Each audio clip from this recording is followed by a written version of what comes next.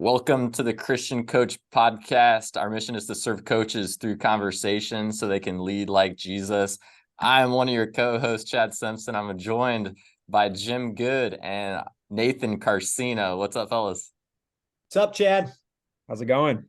Hey, well, we're missing our founder and president, Gian. Gian had a wild week, and we're just excited though to have Nathan jump on with us. Nathan's been running our social media this last season, and man, we divinely bumped into each other. I was in Lubbock, Texas, on a ministry trip leading up to the Final Four. We actually got to see Jim Good in person too. But Nathan was just hanging out at the tennis match, and I was always like asking the Holy Spirit, Lord, who do I talk to when I show up to these events? And Nathan was friendly enough to talk with me there, and so got to hear some of his story and heard his passion for podcasting and social media, digital communication, and say, why don't you come and help us on our podcast? But Nathan, we're thankful for what you're doing. Beautiful graphics that you've done for us. But yeah, just maybe share just for a second with our listeners, our friends, just a little bit about your story and how you got to this place at Lubbock Christian.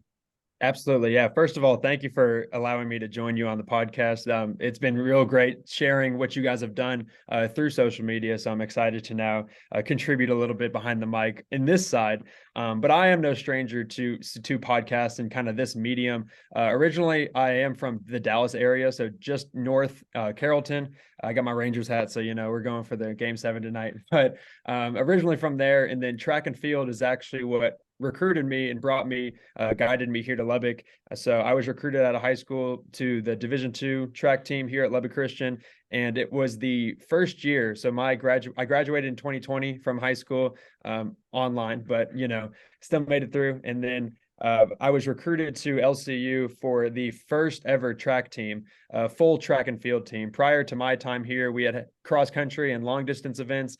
But I do triple jump and long jump. So I was recruited as more or less the first triple jumper in Lubbock Christian University history. So that was really cool to be a part of this rebuilding or building of a program. And so I've been fortunate to be a part of that team for now 4 years. I'm in my senior year here. And I've always had a passion for journalism, whether it be sports or media, news, anything in that realm, I've really been interested in. So I am pursuing a mass media bachelor's degree. And then I do potentially plan on achieving my master's in the times to come. But for right now, I'm mainly just focusing on finishing up my bachelor's and having a good track season this spring. But yeah, I'm in my senior year, and I've really had some blessings here at this campus to be a part of not only a team greater than myself and to worship the Lord here at this place, but I've had many opportunities to pursue my passions in podcasting and in radio and things like that. So in my time here, I have served as the SHAP radio station manager, where I host a weekly radio show on LCU athletics, and then I run the daily operations of our university station. And since I've been here, we've also built the podcast lab, which is where I'm in now. And I was the first voice of the LCU podcast on the student perspective. So the director of social media and I have been working together this past year here at LCU to create this medium. And really what I enjoy with this type of environment is to tell stories and to spread the gospel, to spread the good news of the Lord, and to really just connect with people and hear their stories from their perspective. And then eventually through social media and through the different mediums we have in today's world, share that with everyone else and potentially create influence. So that's what I've been involved with as of late. It does stay busy. We talked about this day in the life that I've done online through my social media accounts. And it's when I take a look back, it is a lot of stuff, but I've been really fortunate to be a part of this the last few years. Stud. This dude's a stud, Chad. How much do you pay him? Because whatever you're paying him, better double it, man. So welcome to the team, Nathan. I love your story, love what you're doing, and you're a lot prettier to look at than Gian. So we miss you, Gian. But Nathan, watch out. You got a great calling on your life, my man. So I encourage you, stay connected. I can see God doing some big stuff with you, man. I appreciate it. Thank you so much.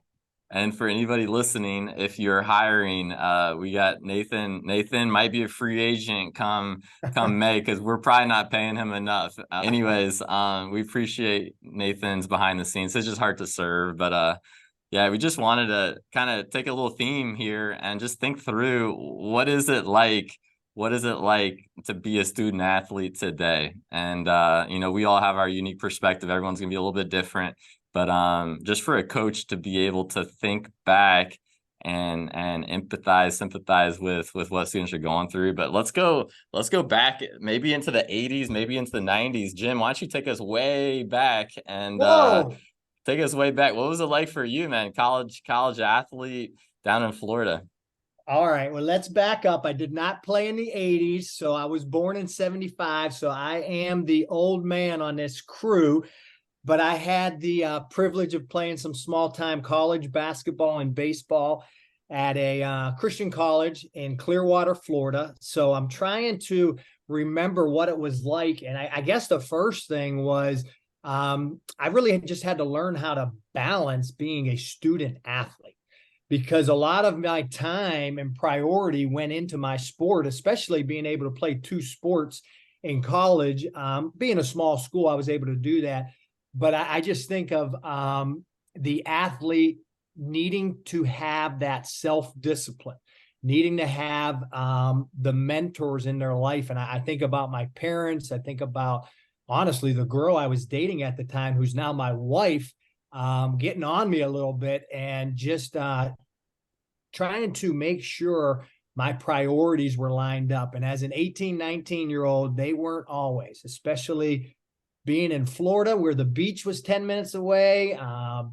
Man, open gym, hitting the weight room, all that stuff. I just had to really try to get into a rhythm of staying connected and balance my priorities. So that's the first thing that just comes to my mind. That's good. Self-discipline. That's good stuff, Jim. And what about going from the 90s to 2020, 2023? Nathan, just talk to us just about the normal day in the life of a student athlete today, with the pressures you face, the schedule that you face. Yeah, I mean, I relate to a lot of what Jim said already. I know there's the time differences are a little different. So not all of our culture is the same, but I certainly have agreed to, you know, try to focus on that self-discipline and that time management. Because a little thing about me is that I am going to pursue every opportunity that God puts on my plate. And that's part of the reason why I've connected with Chad and with the Christian Coach podcast. He guided that conversation that day at the tennis facility. And I'm always the guy who's going to jump at any opportunity and any chance to talk, to spread the word, to be involved, and to just gain more knowledge and talk to more people and more people. So that has created a lot of time scheduling issues in my time here at LCU thus far, just being in college and, you know, having a life outside of high school and outside of just academics in general. I'm a part of an athlete, you know, part of a team. I'm part of a different team and the media side of things. So there's a lot of stuff, but I really just focus on staying present. And there's a lot of growth that I've experienced in realizing that I am putting myself in these shoes and putting myself in these opportunities to pursue my passions and to have fun. But with that, I understand that I have to remain present and not focus on too many things at one singular time, or else I'm just going to drive myself insane. So a lot of things that I've worked on, and especially this year, being super involved on campus and in athletics as well, is to remain present and just focus on myself, focus on what the Lord's telling me to do in this moment, and then everything else will go along in His way. That's good. That's good, man. And I remember my first year of coaching. A mentor told me, he said, no one's gonna care as much as you.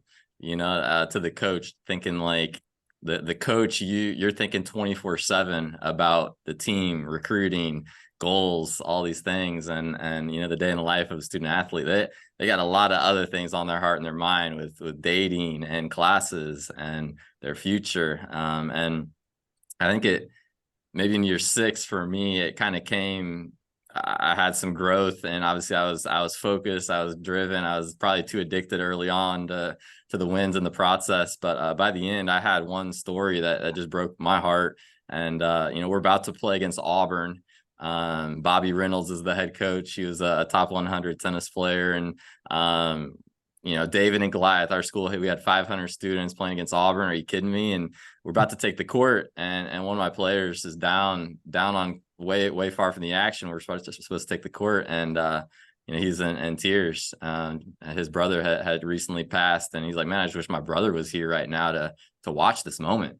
And I'm like, wow, and thinking I'm about to go try to beat Auburn right now, and this guy's he's thinking about his brother. His priority was family, which is where it should have been. But I think that was one moment for me in coaching where it kind of hit. It's like, man, Chad, you need to put yourself in their shoes, feel where they're at. If you're going to coach them up, you need to know them better. And so, yeah, that was just on my mind here today.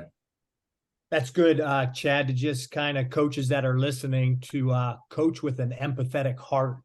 Sometimes it's easy. And I know in my 20s and 30s as a younger coach, I would look at my athletes strictly as players rather than people.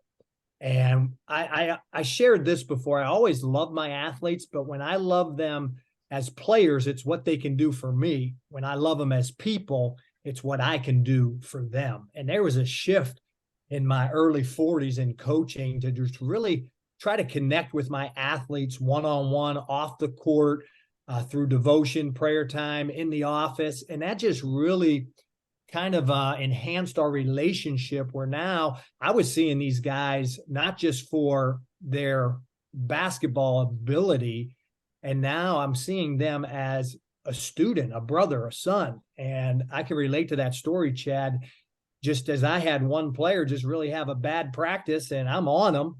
And after, he just says, Coach, I'm sorry. I was up all night. My mom's got 2 jobs. I have a little brother who's 3. He wouldn't go to sleep. I was changing his diaper. He threw up in the bed. And all of a sudden, I'm like, I'm sorry.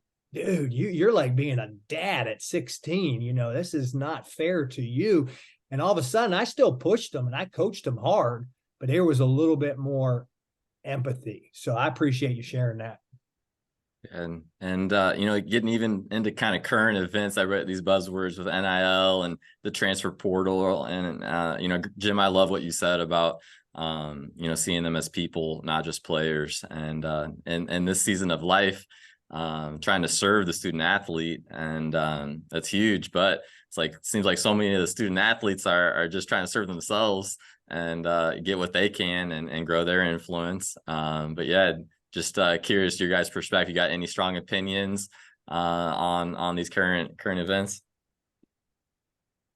I mean, I don't think so. I haven't delved that much into that realm in my personal life, but I like how you mentioned focusing on kind of what they're interested in, what they're trying to pursue for themselves. And that's something that I've thought about in the past, just trying to relate to my teammates and whatnot, understanding that they're maybe chasing something that they haven't told me about, or maybe they're pursuing something that I don't know. And that dictates how they treat practice or how they treat a conversation with me or anything like that. So that's an interesting tie into that. But with regards to the logistics of how the NCAA and how college athletics is growing, I haven't not the most knowledgeable on it, but it's fascinating to really understand and to see how it's dictating other people's lives and how they treat their sport. It's a fascinating growing world for sure.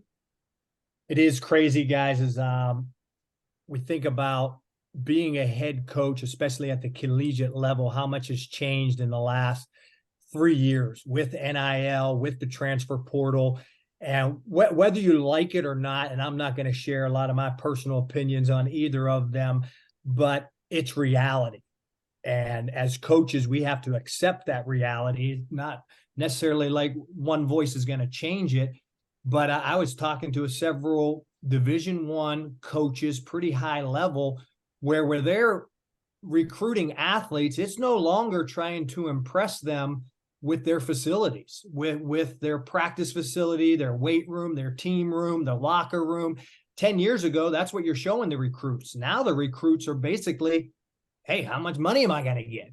So name, image, and likeness is for real. And when I think about image as a believer and as a Christian, I just can't help but think, we're created in God's image. And as a Christian coach, it's important for us to not just label our athletes, because I think a lot of times our athletes get identified as the basketball player, the tennis player, the football player. And in God's eyes, they're way more than that. And I'm finding, as I'm dealing with some college athletes, especially the seniors that are graduating and moving on, there's an identity crisis because they don't really know who they are once they're done playing, once that ball drops. They've been doing it since 8, 9, 10 years old. So they've been playing pretty competitive, high-level sports. And now it's what's next. And man, that's just some things that as coaches, going back to being empathetic, man, they're people, not just player. Yeah. And just how important the relationships are for like you said, for a head coach, the relationships within the town of fundraising and having donors, helping more people be a part of the program seems key. Also internally, just the relationships with the players. That's what I found with, I feel like we had pretty low transfer rates at my school. We didn't have all the bells and the whistles, but being able to have strong relationships with the players and then allowing the players to have strong relationships with themselves, I feel like that's your greatest offense against the transfer portal. And one of my most proud moments as a coach was my number one player had Muslim belief, and we're at a small Christian school. He played number one for us, and we kept him a year and a half. So he ended up coming in the spring, ended up signing a second letter of intent and staying a second year with my team. Not because I did anything crazy in the coaching, but just because the team loved him like crazy and he felt at home there. And he ended up going to University of Hawaii when he transferred. And so I feel emphasizing the relationships built in. But do you guys have any other feedback or thoughts just in regards to the life of a college athlete these days?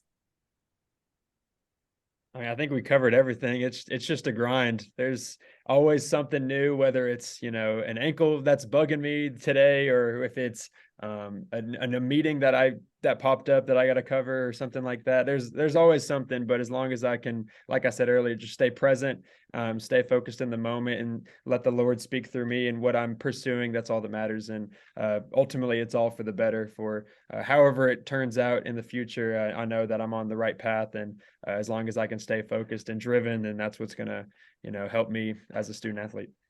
That's good. Jim, what you got? I think I'm seeing, as I get within my profession, serving with nations of coaches, getting to visit a lot of different programs, practices, and this shift has changed in the head coaches. And the way you coached in the 80s and 90s, honestly, it doesn't work in 2023. I'm not against old school. I'm not against so-called terms of, tough love. But as John Gordon always says, love tough. Love needs to be first. And these kids that are 19, 20, unfortunately, we treat them like they're adults and they're still sometimes teenagers. They want to know that they're loved. They want to know that they're appreciated. They want to know that they're heard. They want to know that they're accepted, and they're not going to come out and say that. And I think sometimes my mentality is I'm not going to tell them I love them. I'm not going to tell them they're appreciated. I'm not going to give them a voice or an opinion. And that's not, I think, necessarily the best way to handle being a coach these days. Now there's balance. There's different things that you are the superior, and I get that. But I think, and I know kids want to be in a safe environment. They want to be pushed, but they want to be loved. They want to be accepted. They want to be heard. And I think you can do that by still being demanding and still being a coach who's going to drive them to be their best. I love how the word coach actually comes from the terminology stagecoach. And a stagecoach was used to transport important people from one place to another. So as a coach, that's what we're doing. We're trying to move our people from this spot to that spot, whether it's on the court, whether it's off the court. And so I think as a coach, Let's love tough, not just tough love. That's a good word. That's a good word to end on. I love it, Jim. Thanks for sharing. And Yeah. I knew that's why we have you on this podcast, man. Bring that wisdom. We need it. No, that's good. Nathan, thanks for making time. Thanks for sharing your heart with us and all the work that you're doing behind the scenes. And next we kind of want to preview and tease out next week. We'll have on for the first time a student athlete is going to have the interview and the conversation with. So Jim had a great conversation with a young man down at Florida Atlantic that you guys are going to love. And so you guys are on the journey with us, Coach. We keep going. We keep having these conversations. We hope that you are growing through them. It'd be a huge gift to us if you're able to help spread the word, whether it's just word of mouth, sending my text message, or some of the algorithms with rating and reviewing. But we end every episode the same way. One of you guys want to say it here to close us out? The mission field is right where you were at. Let's go. We'll Thanks, see guys. you guys next week. Yes, sir.